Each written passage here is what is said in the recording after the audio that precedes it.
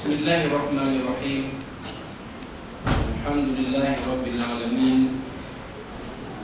Wa bihi nasta'in ala dunya waddin. Nastaghfiruhu wa nastahdihi wa natubu ilayhi wa natawakkalu alayhi. Wa na'udzu bihi min shururi anfusina wa min sayyiati a'malina. Man yahdihillahu fala mudilla lahu wa huwal muhtadi.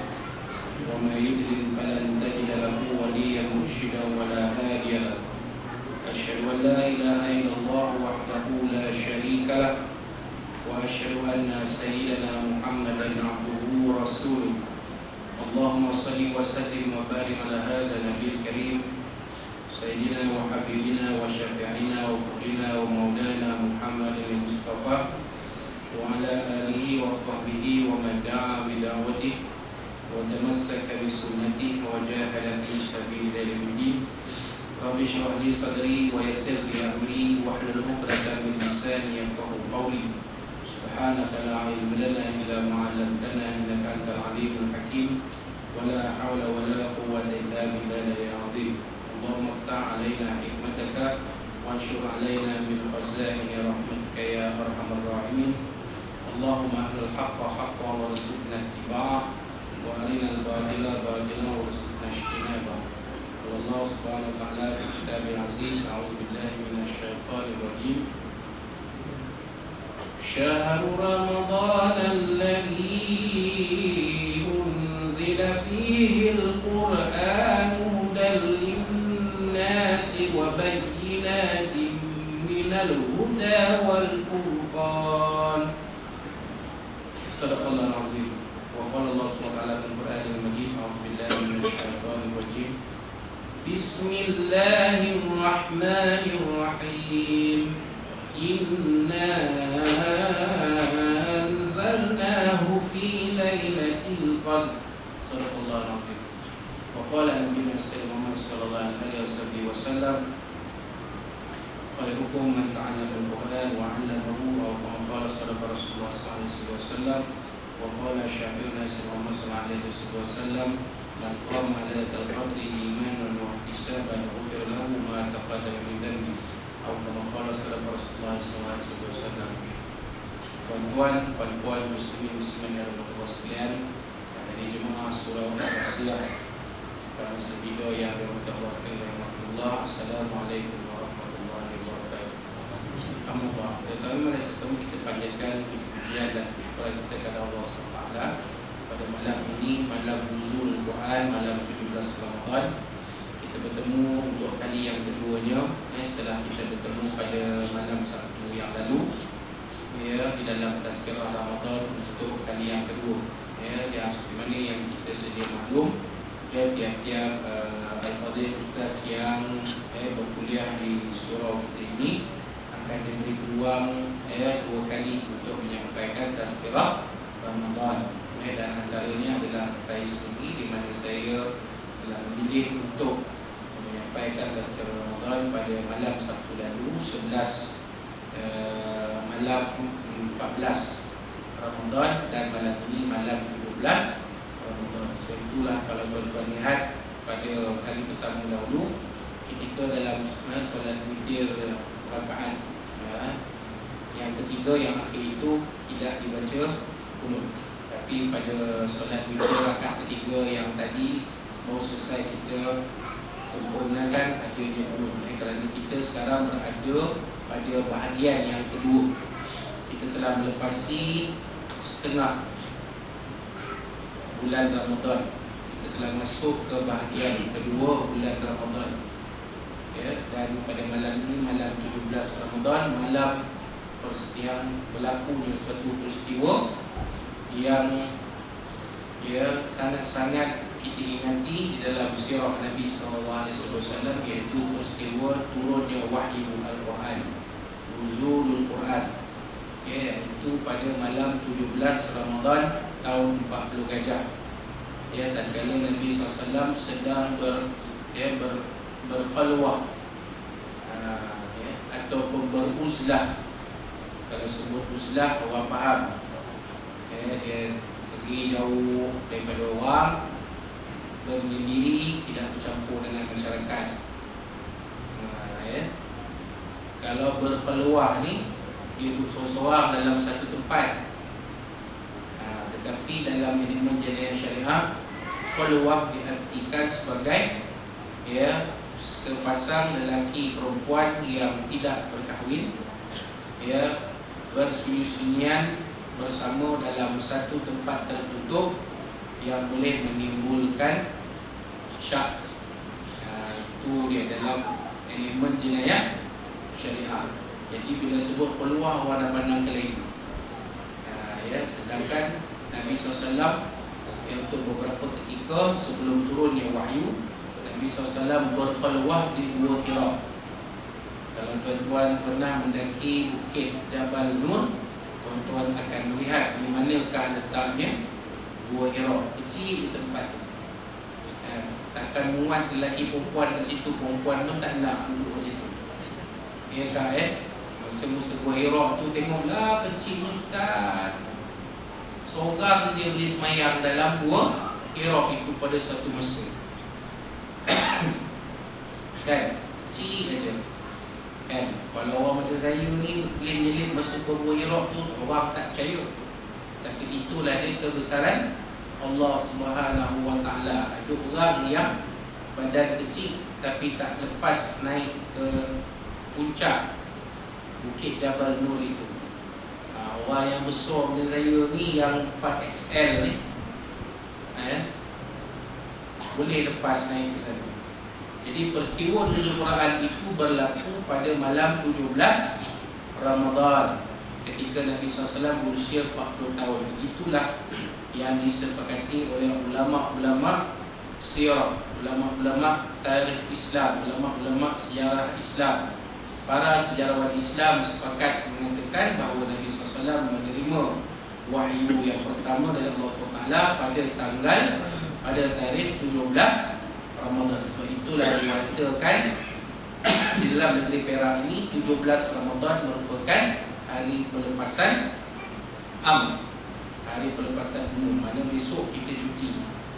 Orang yang bekerja di sektor kerajaan dan swasta tidak bekerja besok, dia cuti besok. Itu sebab muka masing-masing nampak macam gembira, sebab besok cuti. Tak boleh.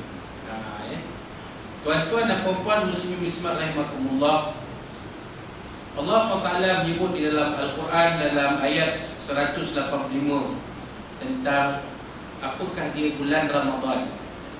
Bulan Ramadan, yakni yang diwajibkan di dalamnya berpuasa itu, kata Allah SWT dalam ayat 180 ini, alladzi unzila fihi al-Quran, bulan yang dalamnya diturunkan Al-Quran. Jadi bulan yang Allah SWT menurunkan Al-Quran pada bulan Ramadan. Para ulama di dalam bidang pengajian Al-Quran berpandangan bahawa yang dimaksudkan dengan nuzul Al-Quran ini ialah Allah SWT menurunkan Al-Quran sekaligus. Banyak kita. Dan itulah samanya Al-Quran dengan kitab-kitab terdahulu, iaitu kitab Taurat, kitab Zabur dan kitab Injil.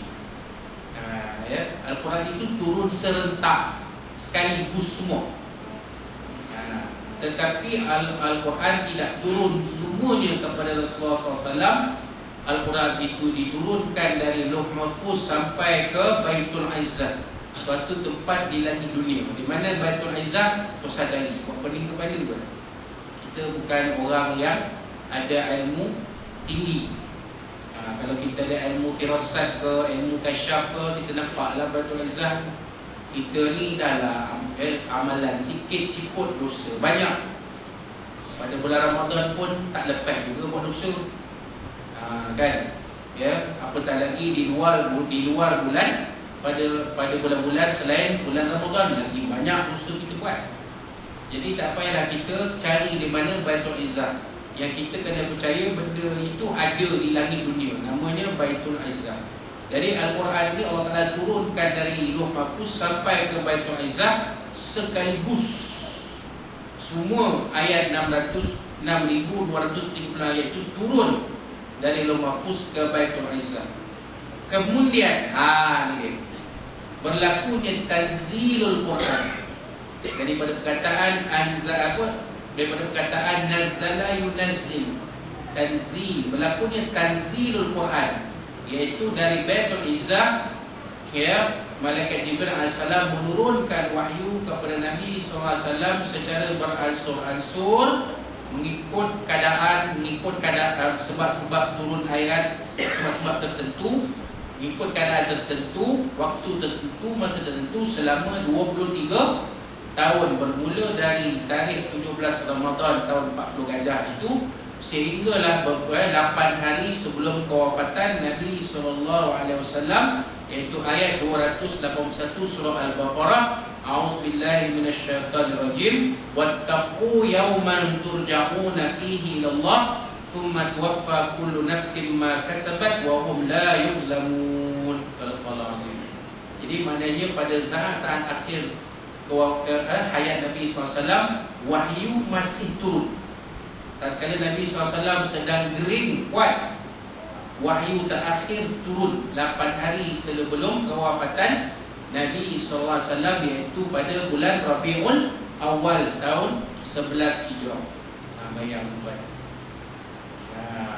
Betapa lamanya ayat tanzil Quran itu, 23 tahun. Ada ulama mengatakan 22 tahun, 22 tahun, 2 bulan, 22 hari. Macam itulah. Nanti kita tu satu kepala, kita fikir, kita yakin 23, 3 kasar 23 tahun. Jadi ayat Al-Quran ini diturunkan Allah SWT hudan linnas, petunjuk kepada manusia.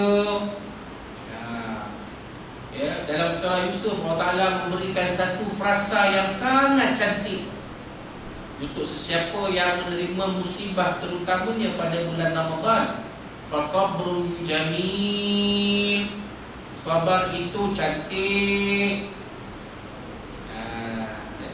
Kita sabar, kita diuji. Ahasiban nas ayutraku ayyaqulu amanna wa hum la yuftanun. Apakah manusia mengira bahawa mereka itu akan dibiarkan begitu saja kerana mereka mengaku kami beriman kepada Allah, sedangkan mereka itu tidak diuji. Jadi salah satu ujian ialah musibah yang didatangkan kepada kita. Wala nabluwannakum bisyai'in minal khawfi wal ju'i wa naqsin minal amwali wal anfusi wath thamarat wa basyirish sabirin alladzina idza asabatkum musibah qalu inna lillahi wa inna ilaihi raji'un. Bila seseorang, sahabat kita, saudara kita ditimpa musibah, maka katakanlah kepada dia, sesungguhnya kita ni milik Allah dan sesungguhnya kepadanya lah kita kembali.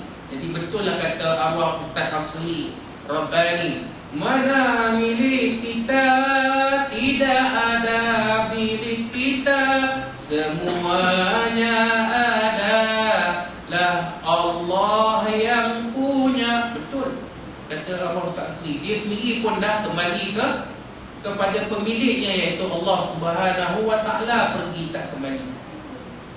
Sebab itulah hudan linnas, menjadi petunjuk kepada manusia. Maknanya kalau kita ni dalam keadaan yang ditimpa musibah, jangan gundah pelana, jangan jadi seperti si bungkuk menyalahkan bapanya. Kerana keadaan yang bungkuk, maka dia menyalahkan bapanya. Ini bukan salah si bungkuk, kata Datuk Guru, ini salah bapaknya. Jadi si bungkuk pun yang dihalau dari kampung Tuan Tiga ni, dia pergi kubu bapak dia, dia sepak kubu bapak dia. Ni bapak punya pasal ni. Saya jadi macam ni dah lah, bungkuk dihina oleh orang kampung, dihalau pula dari kampung Tuan Tiga. Sepatutnya si bungkuk ni bersyukur kepada Allah. Ya Allah, Allah Ta'ala beri kepada aku sedikit nikmat, iaitu nikmat hidup dalam iman dan Islam. Kerana cerita tu tahun 1991 bukan zaman Hindu dulu, zaman orang Melayu dah memeluk agama Islam ratusan tahun. Jadi bila kita ditimpa musibah, kita seharusnya sabrun jamil, kita sabar. Sabar itu cantik. Mungkin hari ini Allah Ta'ala beri susah, ialah tak beri susah. Selama ini kita ada 4 order, ada 1 stereng. Sekarang kita tak ada apa-apa, cuma ada kaki dua kaki yang mampu melangkah. Nasib baik boleh melangkah. Kalau tak boleh melangkah, kalau naik kursi roda macam mana nak ke sana kemari. Jadi Allah Ta'ala kata dalam Quran, sabrun jamil. Dalam kisah Nabi Yaqub dan Nabi Yusuf AS, Nabi Yaqub mengatakan sabrun jamil, sabar itu cantik. Nabi Yaqub tengok aja perangai anak-anak dia, yang menganiaya anak kesayangannya Nabi Yusuf AS. Ini kita tak tahu kalau kita tidak melihat kepada Al-Quran. So itulah Al-Quran ini petunjuk bagi kita. Apa yang ada dalam Al-Quran, Allah Ta'ala kata kepada kita, fa'tabiru ya ulil absar, maka ambillah iktibar wahai manusia, wahai orang-orang yang ada mata hati. Itu dia. Ambil pengajaran. Kita ambil pengajaran lah. Rupanya ada orang yang mengaku dirinya beragama Islam tetapi tidak mengamalkan ajaran Islam. Sanggup kerana nakkan duit, nakkan harta, nakkan kekayaan, sanggup jadi kaya di atas penderitaan dan kesusahan orang lain. Jadi tuan-tuan, kita kena ambil iktibar di sini, kan? Walaupun kita hidup di dunia ini, kita rasa macam kita nak duduk selamanya, tapi jangan lupa nanti kita akan dijemput balik oleh Allah Subhanahu Wa Taala, dan Allah Subhanahu Wa Taala akan tunjukkan kepada kita nanti di hadapan semua manusia segala perbuatan kita di alam dunia. Dulu kepada orang sesama manusia, apatah lagi kepada makhluk-makhluk Allah yang lain. Al-yawma nakhtimu ala afwahihim wa tukallimuna aydihim wa tashhadu arjuluhum bima kanu yaksibun. Ini Allah Taala sebut dalam surah Yasin. Jadi kita kena ingat, Kak. Sebab itulah apa yang dalam Quran semuanya jadi hudan linnas, jadi petunjuk kepada kita sekalian manusia. Wa bayyinatin minal huda wal furqan, dan menjadi keterangan-keterangan yang boleh menunjukkan mana yang betul dan mana yang salah. Apa yang betul? Carilah harta dengan cara yang halal. Carilah harta dengan cara yang dibenarkan oleh Allah SWT. Jangan cari harta dengan cara yang diharamkan oleh Allah SWT. Wa ahallallahu al-bai'a wa harrama ar-riba. Allah Ta'ala halalkan jual beli, tetapi dalam masa yang sama Allah Ta'ala mengharamkan riba. Ya allazina amanu la ta'kulu amwalakum bainakum bil batil illa an takuna tijaratan an taradin minkum. Sadaqallahu azim. Wahai orang-orang beriman, jangan kamu makan harta sesama kamu dengan batil, melainkan dengan cara perniagaan. Cara perniagaan, tijarah perniagaan an taradin minkum, yang ada redha pada sesama kamu. Tapi kalau kita dah berniaga tu jual barang orang, jual barang yang tak elok kepada orang, orang tu tak redha pada kita, adakah duit yang kita dapat daripada jual barang kepada orang itu halal bagi kita? Tidak, tuan-tuan. Duit itu adalah haram kepada kita. Yang kita buat usaha pun kita ni nanti akan menjadi bahan bakar di dalam api neraka Allah SWT. Itu dia, tuan-tuan. Jadi jangan buat main bapa ni, kan? Jangan kita makan harta orang dengan cara yang batil. Ini Allah Taala sebut wa bayyinatin minal huda wal furqan. Kalau kita nak berniaga, nak buka bazar, berjual di bazar Ramadan, pastikan barang yang kita jual di bazar Ramadan itu barang yang berkualiti, barang yang elok. Jangan jadi macam kita lihat di setengah dia dalam beberapa keadaan, ada orang yang mati setelah memakan makanan yang dibeli di bazar Ramadan. Ni peniaga yang jual barang makanan di bazar Ramadan yang bagi mati orang ni, apa hukum, tuan? Halal tak barang duit yang dia dapat daripada menjual barang makanan yang di dalam ni itu ada, mungkin memang halal tapi tidak ada thayyibah. Halal. Takkan dia jual babi atau jual benda yang haram, tapi tidak ada thayyibah di situ. Begitu juga dengan perkhidmatan, kita gunting rambut orang, kita repair rumah orang, kita betulkan barang-barang elektrik rumah orang, kita betulkan kereta orang, kita betulkan motosikal orang. Kalau kita buat dengan cara yang tak betul, adakah duit yang kita dapat tu halal kita makan? Betul? Tidak. Maka ia akan menjadi bahan bakar kita, yang membakar kita nanti di dalam neraka Allah Subhanahu Wa Taala. Dan jangan lupa, orang yang kita naya tu, Nabi SAW sebut doatul mazlum mustajab. Doa orang yang dizalimi itu mustajab. Jangan lupa, orang kita yang terenaya dari perbuatan kita itu, dia tidak akan berdiam diri saja, dia akan memohon kepada Allah SWT. Bila berlaku benda itu pada kita, adakah kita mampu menahan segala-galanya yang ditakdirkan Allah SWT? Ini disebut di dalam Al-Quran, tuan. Sebab itu kita kena ingat Al-Quran ini bukan sahaja sebagai petunjuk untuk kita, tetapi menerangkan kepada kita perkara yang mana yang betul dan mana yang tak betul. Yang betul apa? Nikah, fankihu ma qabalakum minan nisa matna wa thulatha ruba'. Kahwinlah perempuan yang baik dari kalangan kamu 2, 3 dan 4. Jadi akak-akak kena tiru, ini hukum yang Allah Ta'ala adalah benarkan kepada manusia yang bernama pria, bernama lelaki. Orang yang bernama lelaki boleh kahwin isteri dia, nak kahwin 2 boleh, nak kahwin 3 boleh, nak kahwin 4 pun boleh. Tetapi Allah Ta'ala bagi 1 di hujung. Selepas itu, wa in khiftum alla ta'dilu fawahidatan aw ma malakat aymanukum. Kalau tak mampu berlaku adil, takut nanti bercempera dalam rumah tangga, 1 pun sudah memadai. Tapi kalau mampu, kalau gaji 50,000, kalau gaji 1,000 sebulan, kalau dia tu hartawan, jutawan, laksawan dan cendawan, apa salahnya kalau dia nak kahwin 2, 3, 4? Jangan kita halang. Inilah. Kalaulah dia itu katalah suami kita dalam perempuan yang nak suami kita tu dia itu pensyarah universiti, umur 45 tahun, pensyarah universiti, gajinya 7-8 ribu sebulan. Dia kata dengan akak, saya bukan nak rampas suami akak, saya nak suami akak sebagai suami saya, pelindung diri saya. Saya tak nak apa-apa pun daripada suami akak. Suami akak punya duit, akak ambil semua pun tak apa. Yang saya nak ialah perlindungan daripada suami akak. Adakah akak tak nak pergi? Tepuk dada tanya iman. Kan? Sebab benda itu dihalalkan oleh Allah SWT. Yang Allah haramkan, wala taqrabuz zina innahu kana fahishatan wa sa'a sabila. Itulah yang diharapkan oleh Allah SWT. Yang ini zina. Zina itu termasuk menyimpan perempuan, memiliki perempuan simpanan. Saya tanya pada akak nak suami akak ni kahwin 2, 3, 4 ataupun akak nak suami akak simpan perempuan? 2 sahaja sekarang. Tepuk dada tanya iman. Balik sekarang, nak tidur sekarang, pandang sini tengok kan. Ustaz ni kata yang mana satu ya.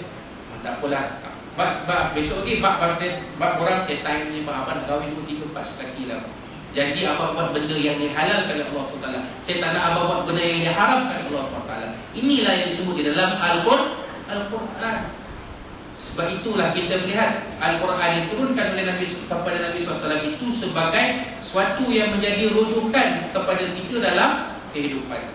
Dan Allah Ta'ala memberikan satu petunjuk bahawa peristiwa Al-Quran itu turun pada malam Lailatul Qadar. Inna anzalnahu fi Lailatul Qadar. Sesungguhnya kami menurunkan Al-Quran itu pada malam Lailatul Qadar. Itulah ada ulama mengatakan malam Al-Qadar itu, malam Lailatul Qadar itu jatuh pada tiap-tiap 17 Ramadan. Mana malam ni? Kalau nak qiyamul lail pun malam ni, betul besok cuti kan? Boleh tu. Buat qiyamul lail perdana. Kalau nak buat, tak pun kita buat qiyamul lail kecil-kecil pun tak apa. Walaupun di sana Nabi SAW ada menyebutkan taharraw lailatul qadri fil ashr awaqir min Ramadan. Burulah kamu malam Al-Qadar, malam Lailatul Qadar itu pada 10 malam akhir pada bulan Ramadan. Tetapi kita jangan lupa bahawa malam Al-Qadar itu Allah Taala kaitkan dengan peristiwa turunnya Al-Quran. Bermakna boleh jadi juga malam ini akan berlakunya malam Lailatul Qadar. Tetapi kita janganlah berharap malam ni ya. Carilah malam Al-Qadar pada 10 malam yang akhir. Dan Nabi beri petunjuk fil witr min ashr awaqir min Ramadan, pada 10 malam-malam yang ganjil, pada malam-malam ganjil 10 malam akhir Ramadan, 21, 23, 25, 27, 29. Sebab apa kita nak cari malam Al-Qadar? Sebab itu kita nak guru malam Al-Qadar ni. Kerana Nabi SAW di sana ada mengatakan man qama lailatul qadri imanan wa ihtisaban ghufira lahu ma taqaddama min dhanbi wa ma ta'akhkhar. Siapa-siapa yang bangkit mengerjakan qiyamul lail pada malam Al-Qadar dengan penuh keimanan dan penuh keinsafan semata-mata nak kerana Allah SWT, Allah Taala akan ampunkan segala dosanya daripada dulu sampailah dosa yang akan datang, sehinggalah dosa yang paling akhir sekali ketika dalam kehidupan di dunia ini. Sebab itulah kita perlu mensasarkan pada tahun ini, kalau boleh kita cuba dapat malam Lailatul Qadar. Kerana ganjaran yang ada dalam Lailatul Qadar ini sangat-sangat besar kepada kita. Dan Lailatul Qadar ini Allah Ta'ala sebut Lailatul Qadri khairun min alf syahr. Malam Al-Qadar ini lebih baik daripada 1000 bulan, di mana pada malam itu tanazzalul malaikatu war-ruhu fiha bi idzni rabbihim min kulli amr. Pada malam itu turun segala-gala roh, segala-gala malaikat turun membawa rahmat Allah beserta mereka, dikepalai oleh malaikat Jibril alaihissalam.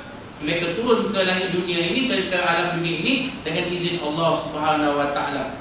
Maka Allah Ta'ala mengatakan pada akhir surah Al-Qadar itu, salamun hiya hatta matla'il fajr. Salam sejahtera dalam malam Al-Qadar itu sehingga terbit fajar. Jadi itulah dia. Kalau kita ada keinginan untuk mencari memburu malam Al-Qadar, insya-Allah kita akan berpeluang untuk bertemu dengan malam Lailatul Qadar itu. Jadi itulah dia. This is banyak apa yang kita boleh kongsikan pada malam ini. Mudah-mudahan apa yang dikongsikan sedikit pada malam ini ada manfaatnya untuk kita bersama, yang ada ibrahnya untuk kita bersama. Dan marilah sama-sama kita berdoa kepada Allah SWT dalam keadaan Malaysia yang aman ini. Kita ada banyak ruang dan peluang untuk mengerjakan ibadah. Tidak seperti mana saudara kita di Gaza yang pada hari ini masih lagi berada dalam keadaan diserang oleh Israel dari segala sudut.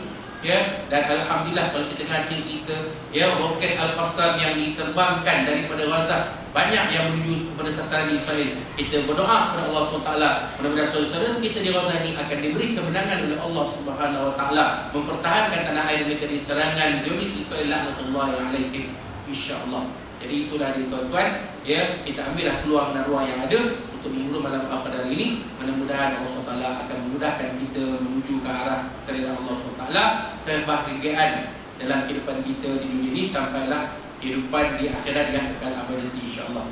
Jadi sampai situ dahulu pesan sidang kita pada kali ini. Yang baik itu dari Allah SWT, ini semua dari ilmu Allah SWT, dan segala keterajuran kata kesalahan bahasa dari saya mohon ampun dan maaf dari Allah SWT dan Nabi SAW dan juga daripada tuan-tuan dan puan sekalian. Sekali lagi kali ini warahmatullahi wabarakatuh.